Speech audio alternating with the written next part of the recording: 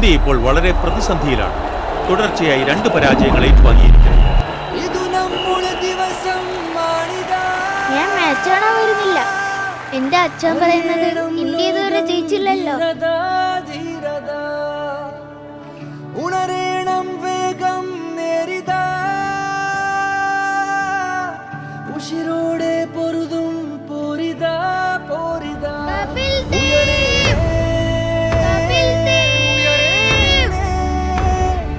ഈ മണ്ണിൻ മൂവർണ്ണ കൊടി നീളെ താഴാതെ വീഴാതെ പാരേണേ മൂവർണ്ണ കൊടി നീളെ.